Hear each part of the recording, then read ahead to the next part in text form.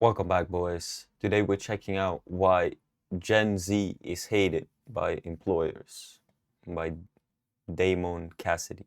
According to a survey of over 1,000 hiring managers, 74% consider Gen Z the most difficult generation in the workforce. And despite Gen Z becoming one of the most educated generations in history, nearly half of all managers purposely avoid hiring recent grads, raising the concern, will Gen Z ever be able to meet employers' demands? While each generation entering the workforce has faced accusations of being lazy, entitled, or disloyal, the reality behind these labels is often far more complex.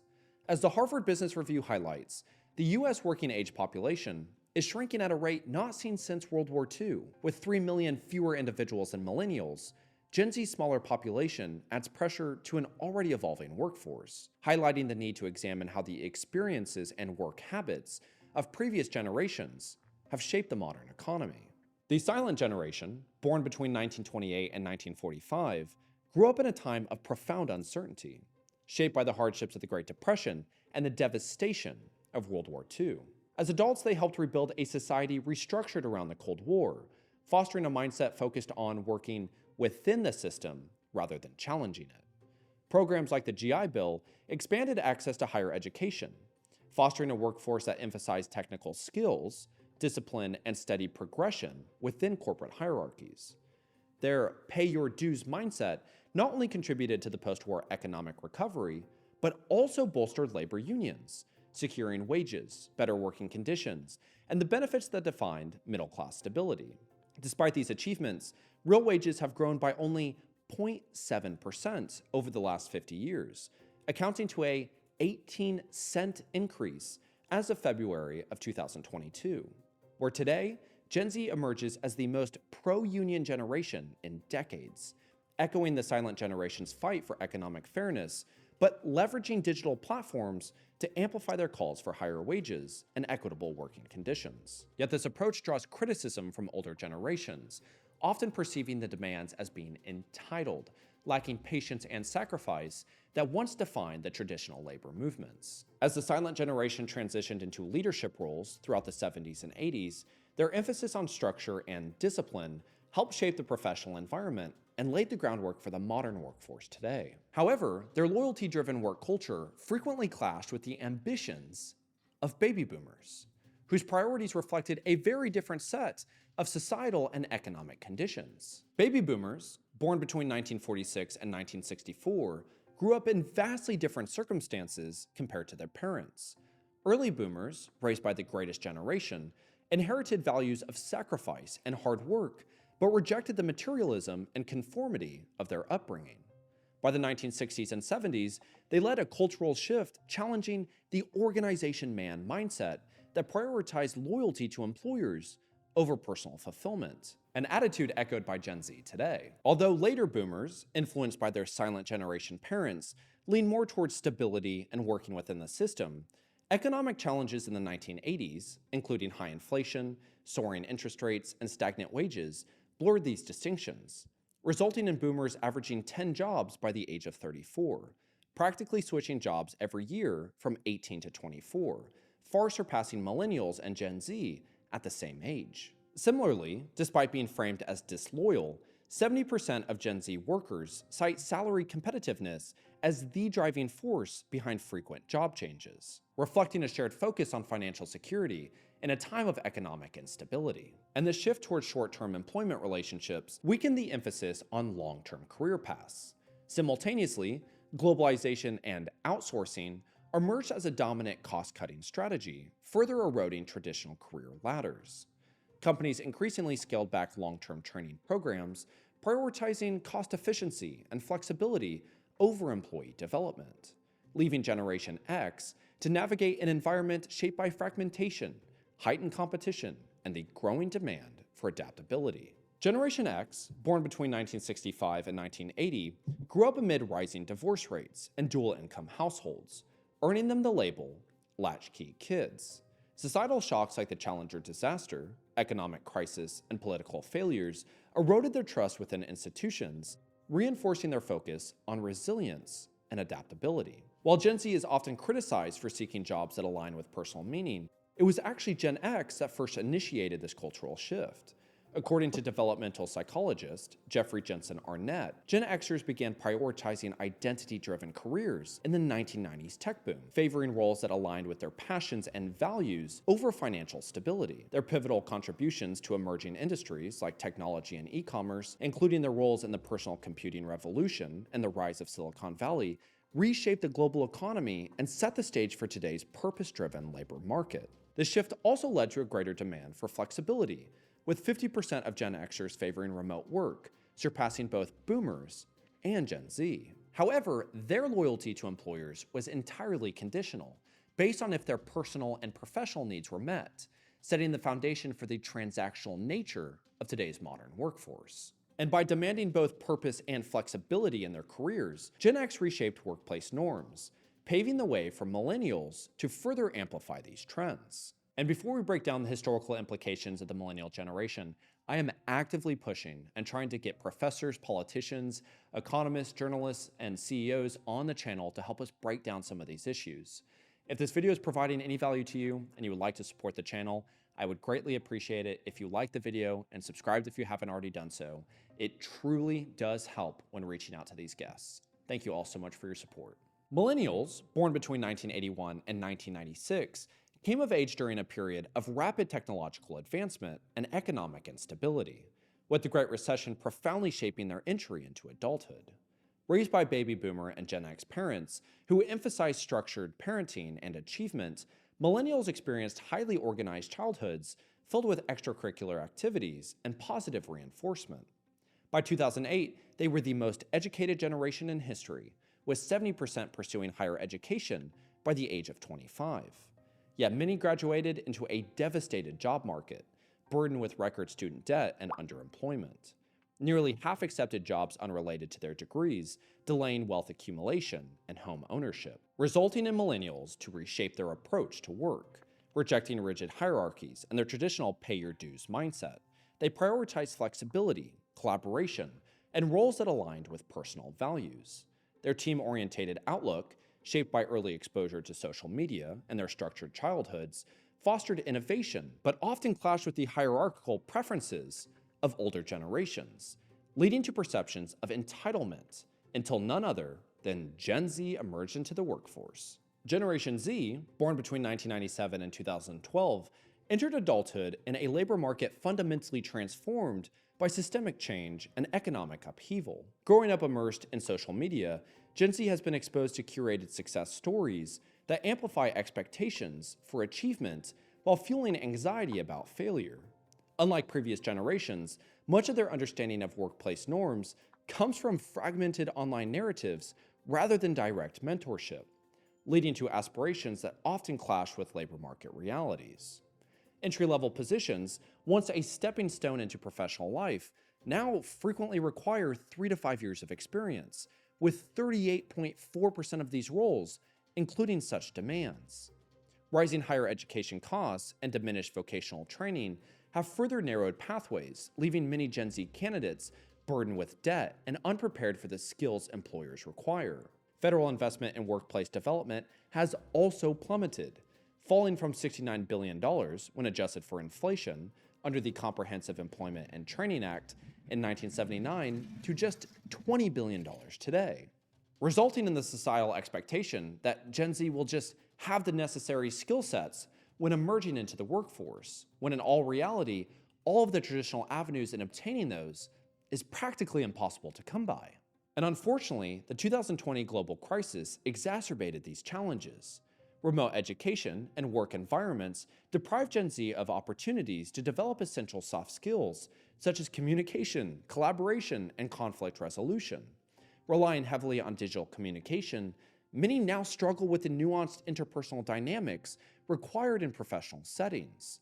Hiring managers have criticized their perceived inability to adapt to workplace expectations or engage in meaningful collaboration, where intergenerational mentorship has also declined, with 1 in 5 Gen Z workers reporting no conversations with colleagues over the age of 50 in the last year alone. And these factors have left Gen Z, frankly, ill-equipped to meet the growing demands of a labor market that offers fewer pathways for growth. And ironically, for those that do have the ability to communicate, dress professionally, show up on time, all the things that employers actually are wanting, well, that frankly no longer has any importance on a resume. It isn't the keywords that'll get you promoted on the LinkedIn platform, and likely isn't even something that a third-party recruiter or interviewer will even ask for. And with the hiring process increasingly being outsourced to third-party recruiters and automated systems, only 39% of hiring teams have actually received formal interview training. And this reliance on automated systems further just exacerbates the issue, as 75% of applications are excluded before ever being reviewed by a human, with 78% of hiring managers just predicting that AI will replace entry-level jobs altogether. Now, unlike hiring managers, employers, and recruiters that have just done everything in their power to give Gen Z the ability to thrive in the workforce and are unfortunately just having to resort to not hiring any recent grads for 2025 because Gen Z in the entirety is just the worst generation to work with. Well, You forgot to mention also like the DA hiring and stuff like that in the US, which is horrendous. It's even here too.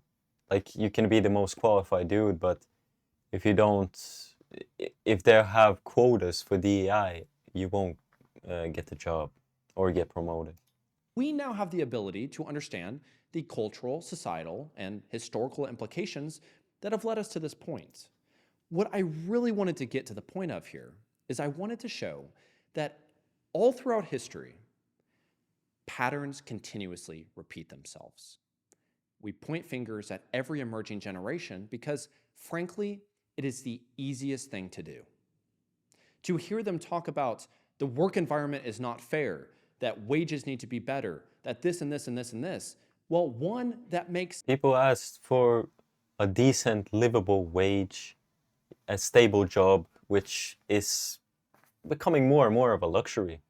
We're going towards a gig economy, even here in Norway. I was at like a meet, and basically you're told that, yeah, having a stable job is becoming less and less frequent.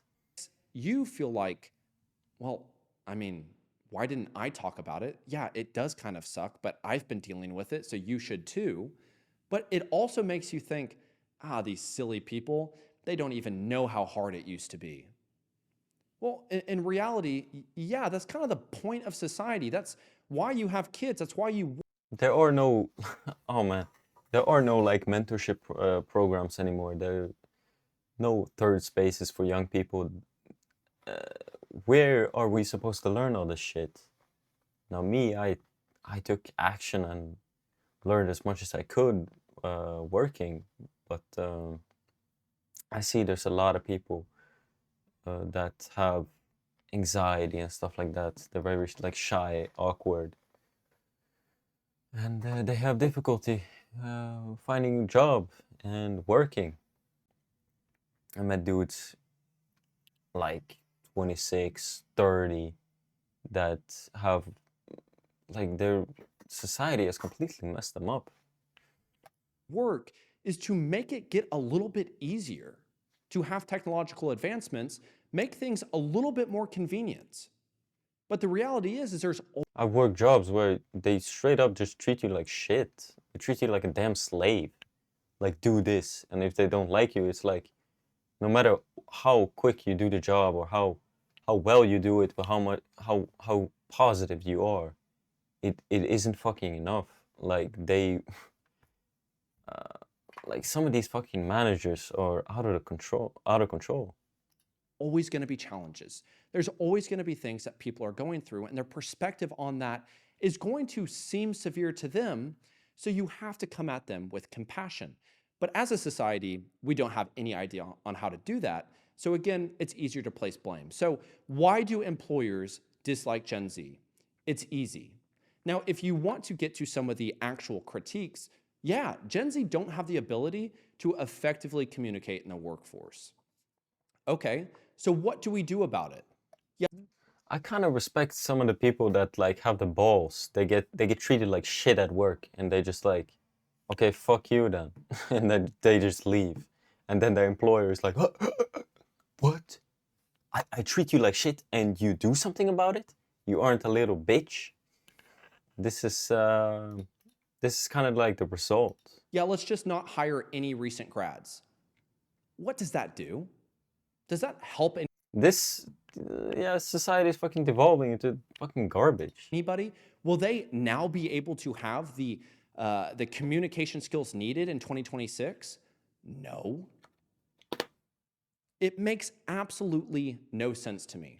What you do is you create an environment with respect on both sides and start doing some training, doing some managing, doing Yeah, these people, the employers don't want to like help you. They don't want to put in the work. They expect you to be fucking straight out of the fucking factory. I mean school, straight out of school, and you're supposed to be fucking perfect. It's ridiculous. some mentorship to instruct, hey, this is how you communicate. Yeah, I know that you If I have a mentor and they're just a decent human being, I'll listen to everything they fucking have to say about the job, about life. And I think many people want to listen to people, but not idiots that don't know what the fuck they're talking about. you like to do this, but this is how we're going to do it. Find a middle ground. Listen to what it is that they're actually trying to say.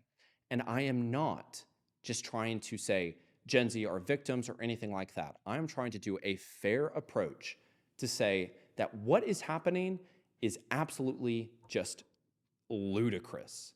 The fact that for the past century, each generation is just doing this, saying, hey, maybe we should have better wages, a better work environment, a blah, blah, blah, blah, blah. And then the generation is, you're lazy, you're entitled. And the problem, a big problem is like bureaucracy, if you look into it. Like these managers fucking micromanaging every little fucking aspect about a human being, which is fucking disgusting. You're not loyal. If back in my day, so this just continuously happens for all eternity. Now, what is happening over here? Well, it's the very thing. Pull yourself up by the bootstraps. Now we saw a video about like how things have gotten so bad that people are starting their own businesses because they can't get hired to find a job. So it's like now now we are pulling up by the bootstraps. Like, shut the fuck up. That you're arguing about. It's wages, it's fulfillment in the work environment, it's collaboration, it's you name it. So what is happening? Now it's like you get what you give if you're an employer. If you treat your employees like shit and pay shit, what do you fucking expect? Like, Has wages gotten better? where do they get like this like leadership training from? What the fuck? Any If like I've learned like if you treat people with like decent, if you treat them like a human and you listen to them and their problems and you are there for them, they'll do a lot for you. Like they'll follow you, they'll trust you.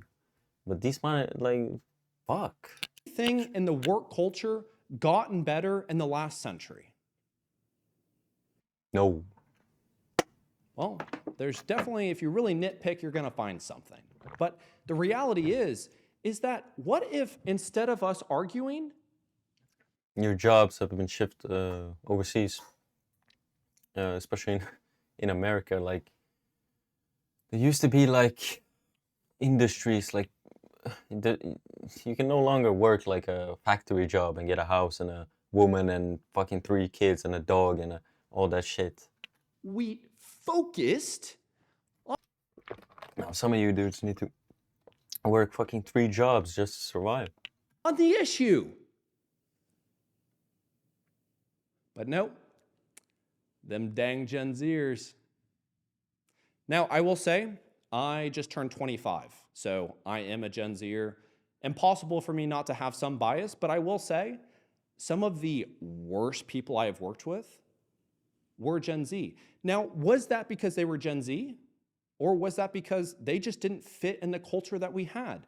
Was that just because I didn't have the patience to Some of you, some Gen Z are lazy as shit, okay? actually listen to what they were saying.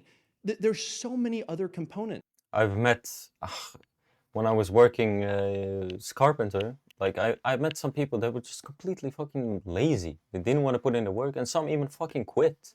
It's like you start an education, you're like almost halfway through it, and you just quit because it gets hard. Like, I don't get it. I will also say some of the most Okay, I understand, but like, frustrating people that I've ever worked with were Gen Xers, were millennials that just I couldn't understand. So what is the common similarity among these? It's a lot of them don't have like empathy for your situation.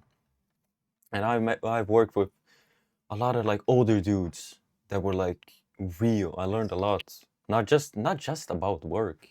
Like they talk about their life and stuff like that, which is really fucking interesting.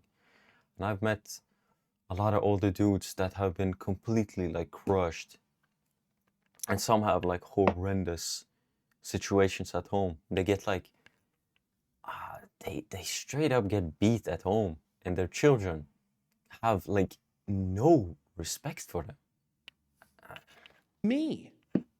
I am the one that needs to be making the decisions on how I handle these interactions.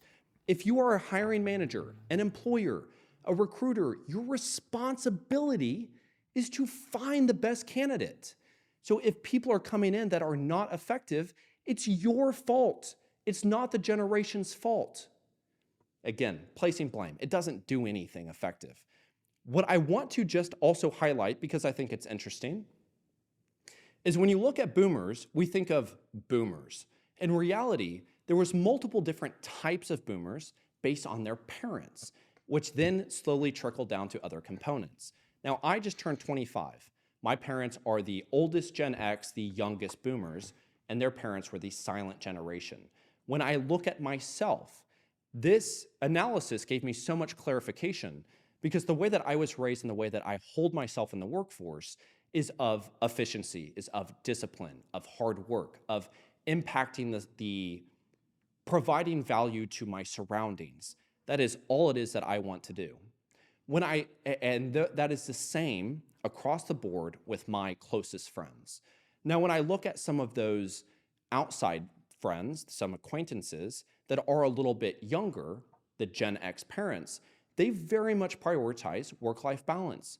No big deal, that's totally fine, just different than the way that I operate my life. Then when I look at the younger Gen Z, raised by millennials, they are very much prioritizing emotional well-being and all these other components. Again, not saying anything different, but when we paint each generation as Gen Z, Gen X, millennials, blah, blah, blah, you're missing so many components rich with other information. We are living in a society that is being plagued by convenience and the inability as a society to have any discussion. We want to blame Gen Zs for the inability to be able to communicate in the workforce. Hey, as a society, we have no ability to communicate. That's just facts. You will see that even after this video, in the comment section below will be, yeah, Gen Zs are still lazy. I guarantee you, you're gonna see one of those. Or, yeah, boomers still suck. It's gonna happen. Nothing we're gonna do about it. But what we can do is we can focus on ourselves and how we're going to handle each situation. And I do apologize that this stigma also happens to the boomers and the Gen X's that are getting fired and no longer able to get hired by somebody else because the recruiters, the employers, the hiring managers get to dictate whatever it is that they want to do. And all we do is we focus on this. Imagine if we focused on the issue. Anywho, I hope this video was able to provide some value. I thought that this is the path. Oof. If an entry-level job requires experience, then it's not an entry-level job. It's a skilled job with an entry-level salary. I'm 22 and I've still only ever gotten a job by knowing someone instead of by the experience of my own resume.